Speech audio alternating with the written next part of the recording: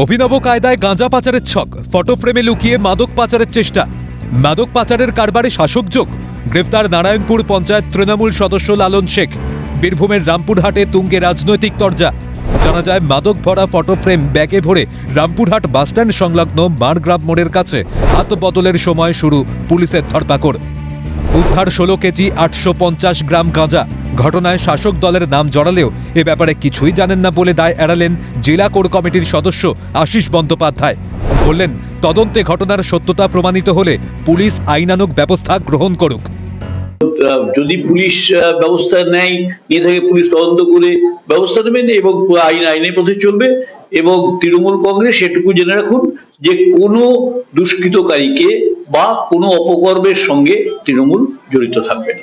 যদি প্রমাণিত হয়, যদি পুলিশ ব্যবস্থা নেয়, তারপর আমরা অঞ্চল সভাপতিকে কাছে খতিয়ে দেখতে বলবো এবং নিশ্চয়ই দল তার বিরুদ্ধে ব্যবস্থা নেবে। যদিও মাদক পাচারের অভিযোগ সম্পূর্ণ অস্বীকার ধৃত পঞ্চায়েত সদস্য লালন শেখের। মাদক কারবার সম্পর্কে তিনি কিছুই জানেন না দাবি ধৃতের। ধরলো স্যার, আমরা প্রতাপপুরে ছিলাম, প্রতাপপুরে একজনের সঙ্গে কথা হয়েছিল, ঠিক আছে, ও 2 নম্বরই ব্যবসা করে। এর সাথে যাই হোক কোনো লিঙ্ক করে আমাদেরকে ধরা পড়লো। আমাদের কাছে কোনো মালপত্র কিছু পাইনি। গাঁজা বিক্রি করি না স্যার, গাঁজা বিক্রি করি না স্যার। স্যার আমি আনিনি তো স্যার, আমাকে প্রতাপপুরে ধরলে, প্রতাপপুরে মোড়ে। যদিও গাঁজার কারবারে তৃণমূলের নাম জড়ানোয় কটাক্ষ করতে ছাড়েনি বিরোধী শিবির। তৃণমূলের সদস্য মাদক পাচারকারী, দুষ্কৃতী সহ নানাবিধ অসাধু কারবারি দাবি বিজেপি সাংগঠনিক জেলা সভাপতি ধ্রুব সাহার। সহমত বাম নেতা সঞ্জীব মল্লিক। তৃণমূল কংগ্রেসের রাজ্যে বোমা বারুদ বন্দুক এ তো স্বাভাবিক ব্যাপার, নিত্য প্রতিদিনের ব্যাপার। আজকে দেখার বিষয় যে এই পুলিশের মেরুদণ্ডটা কতটা সোজা, নাকি পঞ্চায়েতের মেম্বারকে ছেড়ে দিতে হয়, চাপের কাছে মাথা নত করতে হয়। এরাই তো হচ্ছে তৃণমূলের সম্পদ।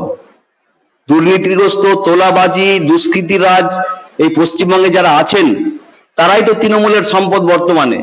পশ্চিমবঙ্গের মানুষকে বলবো যে তারা চিন্তা করুক কাদের হাতে রাজ্যের দায়িত্ব দিয়েছেন।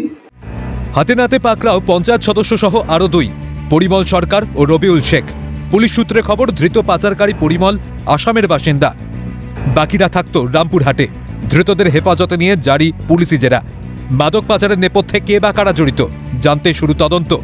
তৃণমূল এই দলীয় কর্মীদের অবৈধ কারবারের দায় না নিলেও প্রশ্ন থেকেই যায়, কাদের জনকল্যাণের দায়িত্ব দিয়েছিল দল। গাঁজা পাচারকারীরা দলের সদস্য হওয়ায় বাড়ছে উদ্বেগ। ভোলানাথ চক্রবর্তীর রিপোর্ট, ক্যালকাটা নিউজ।